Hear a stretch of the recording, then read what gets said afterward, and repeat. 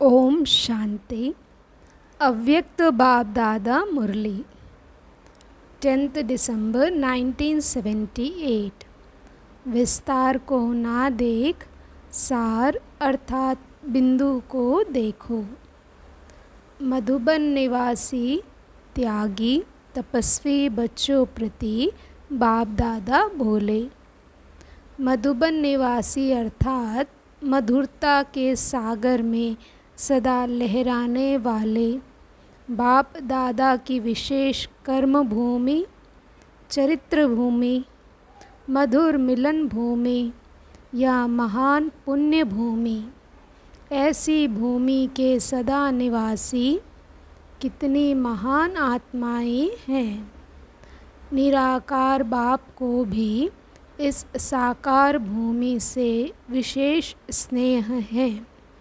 ऐसे भूमि के निवासी स्वयं को भी सदा ऐसे अनुभव करते हैं।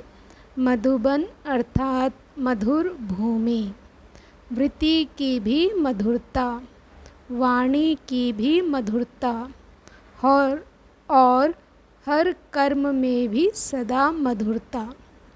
जैसी भूमि वैसी ही भूमि में रहने वाली महान आत्माएं। मधुबन से जो आत्माएं अनुभव करके जाती हैं वह भी क्या कहती हैं? मधुबन है संगम युगी स्वर्ग, अर्थात स्वर्ग भूमि में रहने वाले। अब भी स्वर्ग और भविष्य में भी स्वर्ग। तो डबल स्वर्ग के अधिकारी कितने विशेष हुए। बाप दादा आज खास मधुबन निवासियों से मिलने आए हैं। बाबा पूछते हैं, स्वर्ग की विशेषता अथवा स्वर्ग का विशेष गायन क्या है? स्वर्ग का विशेष गायन है सदा संपन्न, अर्थात अप्राप्त नहीं कोई वस्तु। स्वर्ग के खजाने में चाहे संगम युगी स्वर्ग या भविष्य का स्वर्ग, दोनों की यह एक ही विशेषता गाई हुई है। तो मधुबन निवासी अर्थात संगम युगी स्वर्ग निवासी ऐसी संपन्न स्थिति का अनुभव करते हैं जिसमें महसूस हो कि हम सदा तृप्त आत्माएं हैं। जैसे इच्छा मात्रम अविद्या के संस्कार भविष्य स्वर्ग में नेचुरल होंगे, वैसे मधुबन निवासियों के यह नेचुरल संस्कार हैं। स्वर्गवासी अर्थात इन सब बातों में नेचुरल संस्कार स्वरूप हो। कोई भी पूछते हैं, आप कहाँ के रहवासी हैं? बड़ी फलक से खुशी से कहते हो ना, हम मधुबन निवासी हैं। मधुबन निवासी की जैसे छाप लगी हुई है, साथ साथ जैसा स्थान वैसी स्थिति की छाप भी होगी ना। जैसे गोल्ड स्टोर में जाएंगे तो जैसा स्थान वैसी स्थिति ऑटोमेटिकली होगी ना। तो मधुबन की जो महिमा है, ऐसे संस्कार बने हैं। मधुबन की जो महिमा है, ऐसे संस्कार बने हैं क्योंकि साकार रूप में लक्ष्य स्वरूप सबके आगे मधुबन है। कॉपी सब मधुबन को करते हैं। किसी की भी स्थिति में हलचल होती है तो अचल घर मधुबन याद आता है कि मधुबन अचल घर में जाने से अचल हो जाएंगे।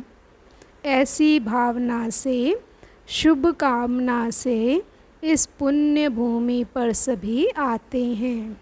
जब अनेक आत्माओं की हलचल का साधन मिलने का स्थान अचल घर मधुबन है, तो मधुबन में रहने वाले भी सदा अचल होंगे ना। ऐसी स्टेज अनेक आत्माओं के लिए मार्गदर्शन करने वाली होगी। क्योंकि मधुबन है लाइट हाउस, सर्व सेवा केंद्रों को सहयोग देने वाले मधुबन निवासी हैं। सदा संकल्प, वाणी अथवा कर्म से एक दो के सहयोगी हैं तो साथियों के भी सहयोगी होंगे ना। सर्व बच्चों को 1 वर्ष मिला है रिज़ल्ट निकालने के लिए। तो 1 वर्ष में अब क्या परिवर्तन लाया है? जिसको दूसरे सुनने वाले स्वयं भी परिवर्तन हो जाएं।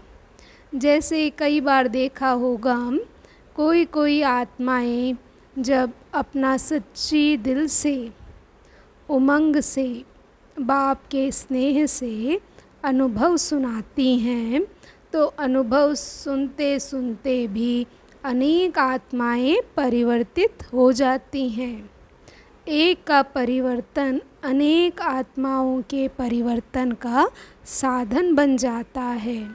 तो ऐसा परिवर्तन हुआ है जो अनेकों को एक एग्जाम्पल रूप में हो।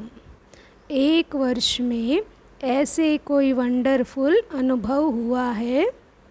किसने हाई जंप दिया, किसने लिफ्ट की गिफ्ट ली।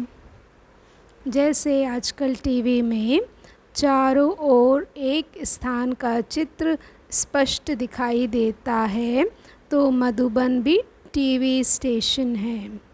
चारों ओर टीवी के सेट लगे हुए हैं और टीवी स्टेशन पर जो एक्ट चलता है वह ऑटोमेटिकली सब तरफ दिखाई देता है।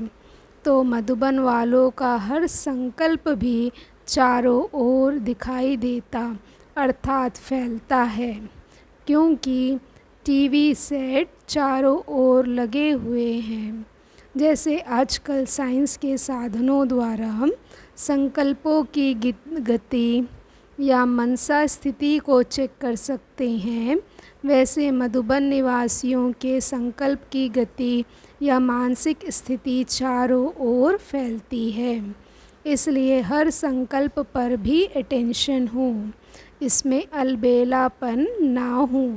मधुबन निवासी मधुबन में बैठे हुए भी किसी प्रकार के विशेष संकल्प द्वारा वाइब्रेशन फैलाने चाहे तो इस एक स्थान पर बैठे हुए भी मधुबन निवासी मधुबन में बैठे हुए भी किसी प्रकार के विशेष संकल्प द्वारा वाइब्रेशन फैलाने चाहे तो इस एक स्थान पर बैठे हुए भी चारों ओर फैला सकते हैं।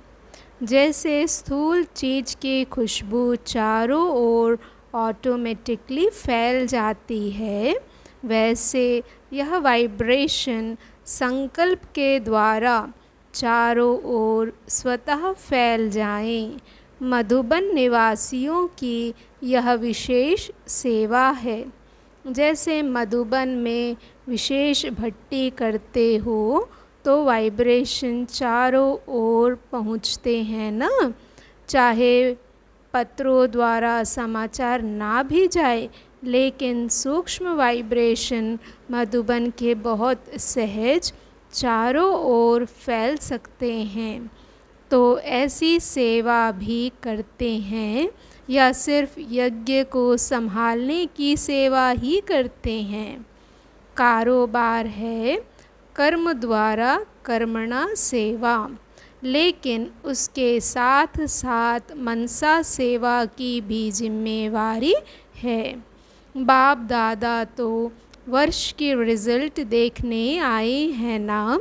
जो सदा पास रहते हैं वह पास विथ ऑनर कहाँ तक बने हैं।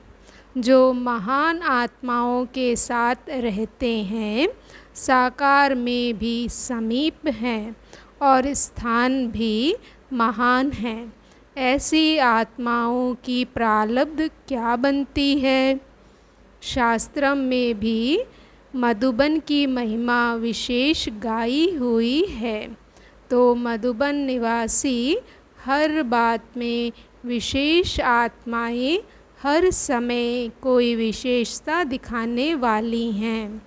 जो भी ग्रुप आवे वह यह अनुभव करे कि मधुबन निवासियों में यह विशेषता थी। मधुबन स्वर्ग में हर आत्मा सदा तृप्त आत्मा संपूर्ण मूर्त थी। इसका आधार है कि सदा एक लक्ष्य हो कि हमें दाता का बच्चा बन सर्व आत्माओं को देना है, ना कि लेना है। यह करे तो मैं करूं नहीं। हर एक दातापन की भावना रखें तो सब देने वाले अर्थात संपन्न आत्मा हो जाएंगे। संपन्न नहीं होंगे तो दे भी नहीं सकेंगे।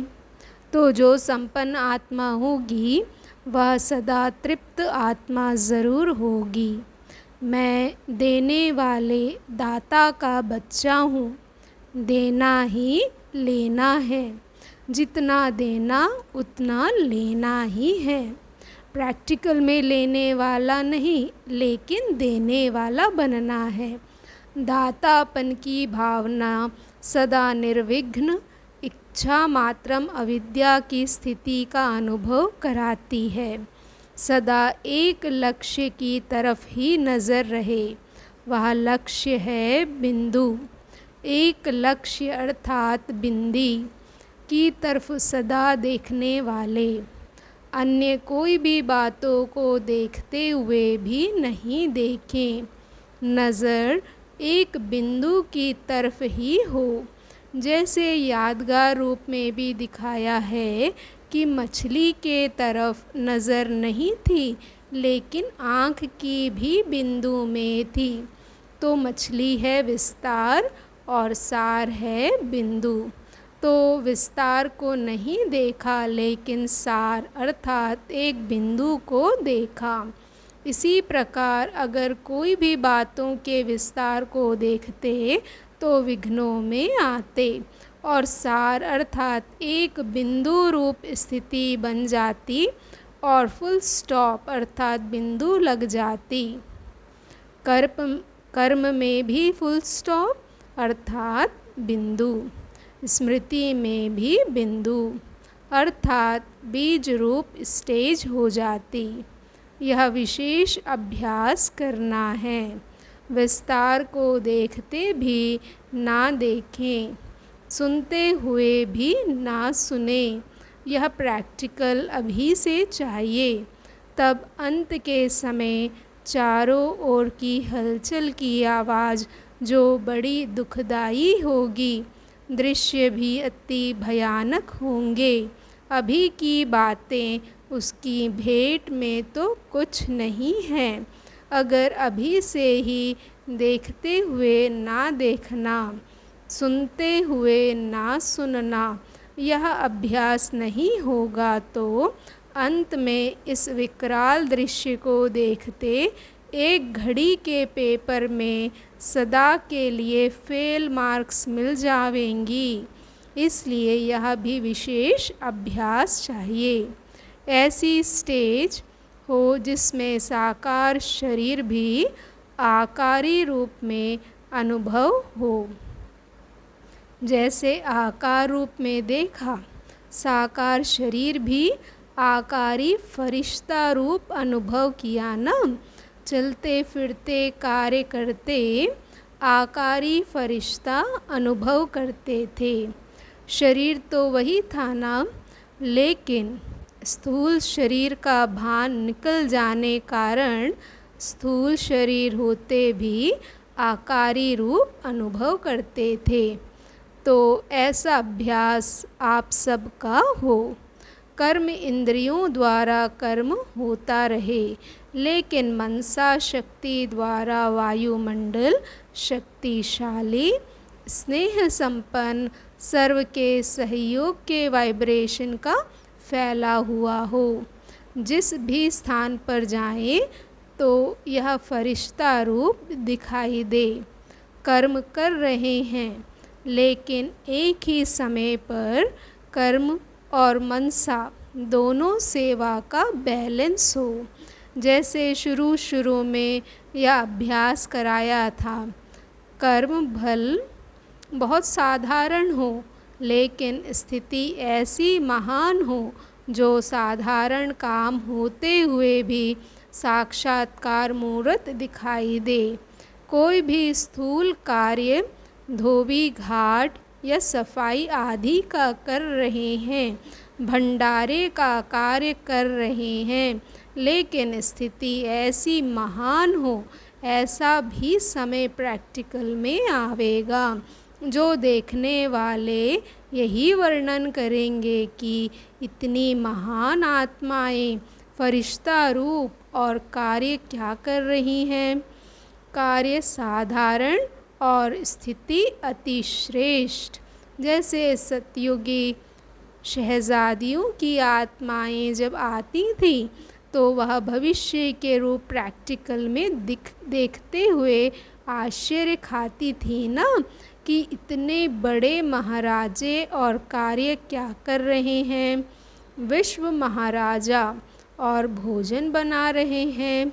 वैसे ही आने वाली आत्माएं यह वर्णन करेंगे कि हमारे इतने श्रेष्ठ पूज्य इष्ट देव और यह कार्य कर रहे हैं। चलते फिरते इष्ट देव या देवी का साक्षात्कार स्पष्ट दिखाई दे। अंत में पूज्य स्वरूप प्रत्यक्ष देखने लगेंगे। फरिश्ता रूप प्रत्यक्ष दिखाई देने लगेगा। जैसे कल्प पहले का भी गायन है, अर्जुन का साधारण सखा रूप भी देखा, लेकिन वास्तविक रूप का साक्षात्कार करने के बाद वर्णन किया कि आप क्या हो, इतना श्रेष्ठ और वह साधारण सखा रूप। इसी रीति आपके भी साक्षात्कार होंगे। चलते फिरते दिव्य दृष्टि में जाकर देखें, वह बात और है। जैसे शुरू में चलते फिरते देखते रहते थे, यह ध्यान में जाकर देखने की बात नहीं। जैसे एक साकार बाप का आदि में अनुभव किया, वैसे अंत में अभी सबका साक्षात्कार होगा। यह साधारण रूप गायब हो जाएगा, फरिश्ता रूप या पूज्य रूप देखेंगे। जैसे शुरू में आकारी ब्रह्मा और श्री कृष्ण का साथ साथ साक्षात्कार होता था, वैसे अभी भी यह साधारण रूप देखते हुए भी दिखाई ना दे। आपके पूज्य देवी या देवता रूप या फरिश्ता रूप देखें, लेकिन यह तब होगा जब आप सबका पुरुषार्थ देखते हुए ना देखने का हो। तभी अनेक आत्माओं को भी आप महान आत्माओं का यह साधारण रूप देखते हुए भी नहीं दिखाई देगा।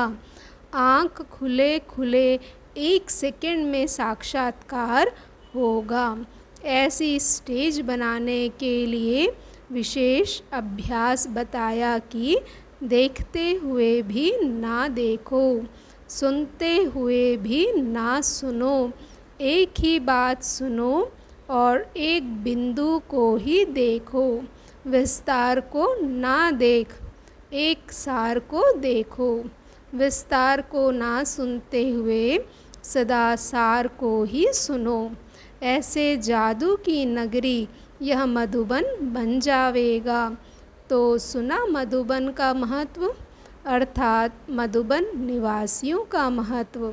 अच्छा, मधुबन की शक्ति सेना अर्थात विशेष आत्माओं की सेना। हर एक अपनी विशेषता को अच्छी तरह से जानते हो। विशेषता के कारण ही विशेष भूमि के निवासी बने हैं या खुशी रहती है। पिछला खाता तो हर एक का अपना अपना है, जो चुकतू भी होता रहता है, लेकिन साथ साथ ड्रामा अनुसार कोई ना कोई विशेषता भी है, जिस कारण विशेष पाठ मिला है। सदा पुण्य भूमि और श्रेष्ठ आत्माओं के संग का विशेष पाठ यह कम भाग्य नहीं है। जड़ चित्रों के मंदिर के पुजारी भी अपने को कितना महान समझते हैं, हे पुजारी, लेकिन नशा कितना रहता, क्योंकि समझते हैं मूर्ति के समीप संबंध वाले हैं। तो जड़ चित्रों के पुजारी भी इतना नशा रखते।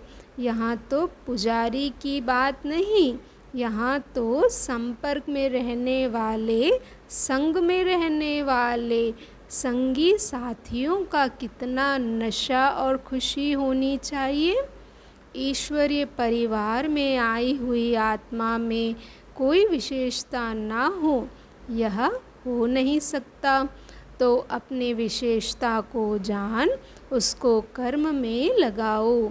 जो भी गुण अथवा विशेषता हो, चाहे कर्मणा का गुण हो, चाहे मधुरता का गुण हो, स्नेह का हो, उसको कार्य में लगाओ। जैसे लोहा पारस से लग पारस बन जाता है, वैसे एक गुण या विशेषता सेवा में लगाने से सेवा का फल 1 का लाख गुना मिलने से वह एक विशेषता अनेक समय का फल देने का लायक बन जाती। जैसे एक बीज डालने से कितने फल निकलते, वैसे एक भी विशेषता कर्म में लगाना अर्थात धरणी में बीज डालना है। तो समझे कितने खुश नसीब हो। ब्राह्मण परिवार में जन्म हुआ तो जन्म के साथ कोई ना कोई विशेषता की तकदीर साथ लेकर ही आए हैं। सिर्फ अंतर यह हो जाता कि उसको कार्य में कहाँ तक लगाते हैं। जन्म का भाग्य है, लेकिन भाग्य को कर्म या सेवा में लगाने से अनेक समय के भाग्य का फल निकालना। बीज बोने का यह तरीका आना चाहिए, फल तो अवश्य निकलेगा। बीज बोना अर्थात विशेषता रूपी बीज को सेवा में लगाना। यहाँ तो सब सदा भाग्य के तख्त नशीन हैं। जिस भाग्य के लिए कल्प पहले की यादगार में भी अब तक 1 सेकंड का समीप रहना भी महान समझते हैं, तो जो प्रैक्टिकल में है उन्हीं की खुशी, उन्हीं का भाग्य कितना श्रेष्ठ है। श्रेष्ठता को सामने रखने से व्यर्थ बातें समाप्त हो जाती हैं। अच्छा, पांडव अर्थात सदा के विजयी। पांडवों का नाम विजय के कारण ही प्रसिद्ध है।